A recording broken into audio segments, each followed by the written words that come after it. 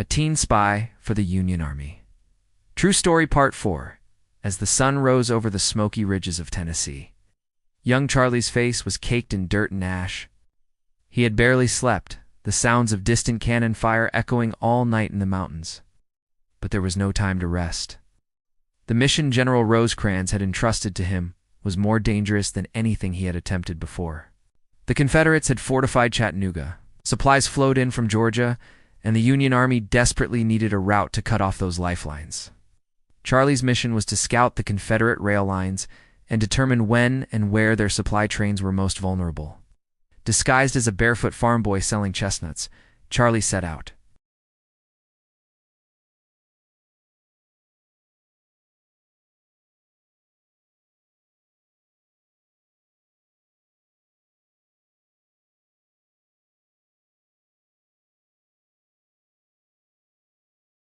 Outside Dalton, Georgia, Charlie witnessed a large Confederate train being loaded with ammunition in crates marked medical. Soldiers lounged lazily on crates, smoking pipes. The sergeant barked orders while others unloaded sacks of grain. Charlie pretended to be curious, tossing chestnuts and joking with the troops. One of the younger men, no older than 20, offered him jerky and asked where he was from. "Just south o' Ringgold," Charlie replied, keeping his eyes on the train. "My PA died at Shiloh. Ma's raising us now. I sell what I can." The man nodded sympathetically, then grinned. "Well, don't hang around here too long. The train's headed to Missionary Ridge tonight. You don't want to be near them cannons." Charlie's heart raced. Missionary Ridge. That was the target Rosecrans had feared. He had to get back and deliver the message before the train moved. Under the cover of twilight, Charlie slipped away, chestnut bag now empty, heart pounding like the hooves of cavalry behind him.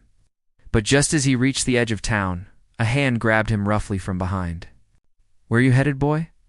A Confederate scout peered down at him, squinting. "You been talking to our boys?" Charlie's mind raced. "No, sir. Just selling my nuts. I got a sick mama," the scout grunted. "Lot of Unionists round these parts. You sure you ain't one?" Charlie shook his head fast. "No, sir. I hate them Yankees." But suspicion lingered in the man's eyes. Charlie was marched to a tent for questioning. Inside, an officer sat sipping coffee. "Search him." They went through his bag, just crumbs and chestnut shells. Nothing suspicious. Then they checked his boots, worn and full of holes. Still nothing. But one soldier, curious, felt the lining of his shirt. Sewn inside was a tiny scrap of paper. Schedule. Train timings. The officer's face darkened. "You're no farm boy." Charlie's heart stopped. I found that paper." The officer grabbed him by the collar. "Do you know what we do to spies?" Charlie swallowed hard. "I ain't no spy, I swear." But it was no use. He was dragged out and tied to a post. A soldier fetched a blindfold. In the distance, thunder rumbled. Was it cannon fire? Just as the officer raised his hand to give the execution order, a volley of Union rifles cracked through the trees. Bluecoats burst into the camp.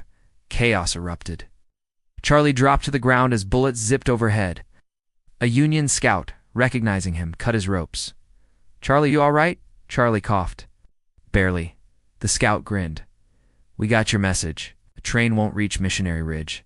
Charlie smiled faintly. "Told you I'd get it done." After the skirmish, he was taken back to camp. General Rosecrans himself came to see him. "You saved hundreds, Charlie. Maybe more. That train carried enough ammunition to hold the ridge for a week?" Charlie, bruised and bandaged, said softly, "Just doing my part, sir."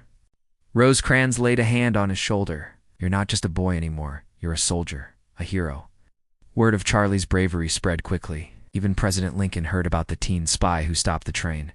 But fame wasn't what Charlie wanted. What he wanted was to keep helping, to keep fighting, not with a rifle, but with brains and bravery. Within days, he was back in disguise, this time as a chimney sweep, heading into Atlanta. The stakes were rising. The war was turning. But Charlie didn't flinch. He knew his country needed him, and he was willing to risk everything to answer the call. If you liked the video, comment Part 5 and Dan T. Forget to subscribe to the channel. Next part, coming soon. Ready for Part 5? Let me know, and I'll begin writing the grand finale.